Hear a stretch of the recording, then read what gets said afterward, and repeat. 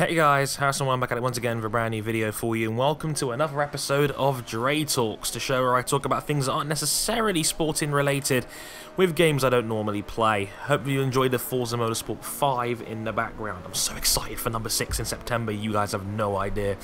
But in the meantime, I wanted to talk about what is a huge deal. I mean, I'm sure many people that subscribe to me know I'm a huge Top Gear fanatic. I'm sure not the only one in the community that's huge Top Gear fans, but on top of that, I've kind of taken it one step further and started making videos about Top Gear in general. And this is a huge deal. It's a big announcement that was announced literally a few hours ago that Jeremy Clarkson, Richard Hammond, and James May, the original, well, not the original, but you know, the most recent and most recognizable three Top Gear presenters of our era, have signed an exclusive deal with Amazon Prime to host a brand new motoring show in 2016. A huge deal. This is, I mean, I can't begin to tell you how big a deal this is. People, I think, are underestimating just how big a deal this is. We're talking about the most watched entertainment show on the planet, watched by over 300 million people in over 170 countries, being produced exclusively on the internet. This is huge. For me, I feel like TV as a concept and as a format as we know it is dying. I believe that live sport is the last bastion of live television. Once that goes, there's going to be very little worth tuning in for live anymore. We live in an era of the internet, and we live in an era where, you know, DVRing and recording TV to watch later is now a bigger priority than sitting down in front of a TV during prime time and watching whenever entertainment's on. Like, nobody really is sitting down watching Saturday Night Takeaway anymore. They're recording it, watching it at another time at their own convenience, or just going on the internet, watching it on demand, or just watching content on the internet, period, like Netflix, where you've got Orange is the New Black and Daredevil and all that kind of shit. So for me, I believe the format of live TV is dying. So when the biggest entertainment show in the world and one of the biggest TV franchises on the planet is now being produced exclusively online, we're talking about a game changer here. It's a huge deal, and you know, I have to applaud Clarkson, Hammond, and May for taking this deal, because it's groundbreaking. I mean, yeah, many shows have had cult success on the internet, like Orange is the New Black, like I've mentioned before, like Daredevil, like, you know, many TV shows that are now on Netflix or Amazon Prime Video exclusively, like Transparent as well, which has been nominated for like 11 Emmys. So it's a big deal, and you know, it's a huge gamble as well, because Amazon Prime is not Netflix, and I think Netflix would have been the safer bet for something like this. But Amazon Prime, I think, is, you know, a little bit more obscure and a big deal, and I think I'm going to tell you why I think this is actually a better deal than going to Netflix, because I know a lot of people drawn out as, oh, you know, Amazon Prime is 80 quid a year, people aren't going to pay, they're just going to pirate it online.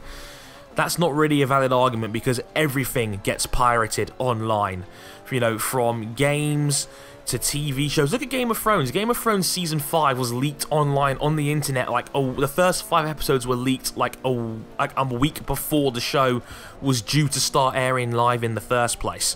So I don't really buy that argument, quite frankly. And yeah, if on any provider it was going to get ripped, torrented, and streamed and whatnot, that was obvious.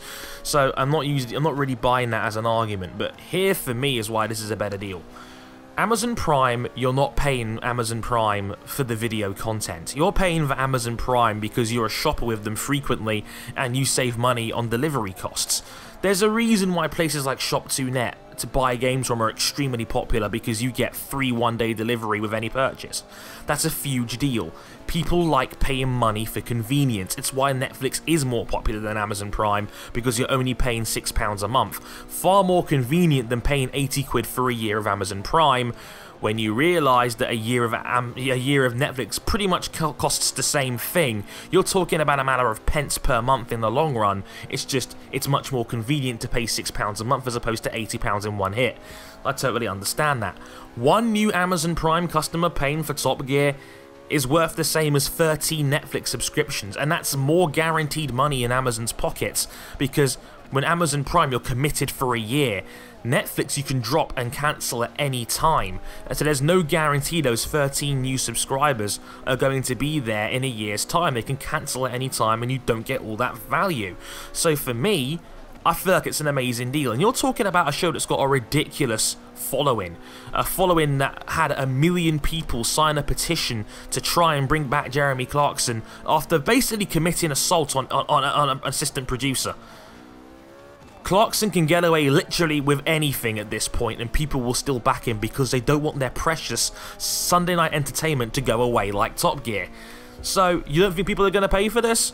Oh, they will. Like, if even 1% of Top Gear's global audience drops the 80 quid for Amazon Prime just to watch Top Gear, you're making something in the region of £240 million. That's a huge amount of money.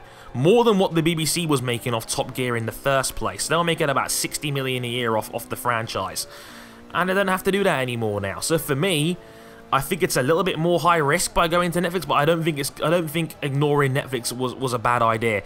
I don't think the show was going to do 13 times better on Netflix because Top Gear has such a devout following.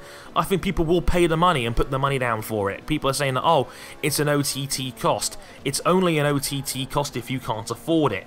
I've been criticised many a time for being open with the fact I stream races online via Sky F1 rather than paying them my money. And I've said them before. I think Sky Sports paying £30 a month in an era where internet piracy is so frequent, I think is ludicrous. Why should I pay £30 a month for Sky Sports when I can watch any game I want on the internet and get more coverage for free? It's stupid to think in that way. So for me, I don't see what the big appeal is, quite frankly. And, you know, BT Sport, similar deal. You can stream it online and watch their games. So why bother paying extra money a month? It is not the same thing. You're not paying £80 a year for Amazon's video library. You're paying £80 a year for Amazon's delivery service, which is excellent if you're a regular shopper with Amazon. It's well worth the 80 quid. You'll make that money back no problem. And a really cool video library thrown in as a bonus because, hey, I can get endless amounts of Malcolm Tucker the Thick of It reruns. And what's not to love about that? You Julius. are a naughty bastard. Best thing I've read all year. It's the only thing, mind you. You've done some pretty awful things to me in my time, but this takes the bloody biscuit. And you've pissed on that biscuit, and I've got to eat it. Well, here's the news, Malcolm. I will not eat the pissy biscuit. Sam, no pissy biscuits. Oh, what are you going on about, Julius? So, on the other side of the spectrum here, I think it's an amazing deal. What about BBC's Top Gear as we know it? And the news came through, I think, 3 or 4 weeks ago now, that Chris Evans has been named as the replacement host for Jeremy Clarkson for the new BBC Top Gear debuting next year as well. So they're going to go head-to-head, these two, at some point, more than likely, with Chris Evans now leading the charge after actually denying the role at first. Turns out Evans did get that Top Gear gig in the first place in the end anyway, so Chris Evans is now hosting, and for me it was kind of a no-brainer, obvious move that Chris Evans was going to host Top Gear. He's a huge petrol head, he's a huge car nut, he made mega money on radio as a presenter. Obviously he's a TV host with TGI Fridays as well, which came back recently for a one-off, and that was pretty friggin' excellent too. So, on the whole, you know, Evans is a huge name. He's got big name value, he's got good nostalgia value with 90s guys like me growing up watching TGI Fridays like I did.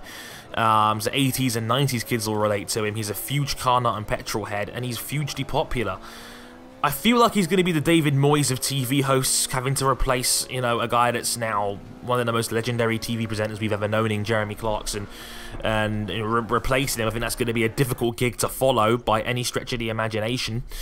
But I think he'll do fine. I think Chris Evans is a very good TV host. He's very serviceable. He knows what he's doing. He knows how to connect to an audience, and I think he'll do fine. I will definitely give BBC Top Gear a go as well. I mean, I don't see any reason why I can't or why I shouldn't. I mean, yeah, it's not going to be the same, but I think it deserves a chance. And I think Chris Evans is a TV host that is worthy of my time and respect. So I will grant him that respect by at least giving his show a try. Still no talk about his co-hosts yet. There's still a lot of rumoured names in the air. I've heard those reports coming through this week that Jenson Button might quit F1 to be a Top Gear host, and I'm like, no. I'm not buying the Jenson Button rumours for a second. Jenson Button, it's impossible to host a TV show of this magnitude while also being a Formula 1 driver full-time and all the commitments that come alongside with that. I think that's going to be near impossible. So I don't see Jenson Button being a Top Gear host anytime soon. I'd like to be proven wrong, because Jenson Button is a charismatic guy. He is a likable guy, but he's never done TV hosting work before. Don't get me wrong, he's had funny segments doing it before on BBC F1, so I think he could pull it off if necessary. But I also feel like I don't think it's possible with him running a full F1 schedule. Other rumoured names I've seen floating around: Philip Glenister from Life on Mars, I've seen floated around. I've seen Jodie Kidd's name mentioned a lot, and Jodie Kidd would make a lot of sense.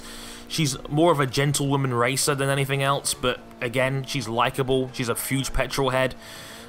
She's gorgeous, which kind of helps as well, because, you know, you want to get the viewers in, you want to get the dads in, because Top Gear is a dad show. It's a male entertainment show. Let's be honest with each other here. So Jodie Kidd would be a huge name for that. She's gorgeous. She's a racer. She's a petrol head.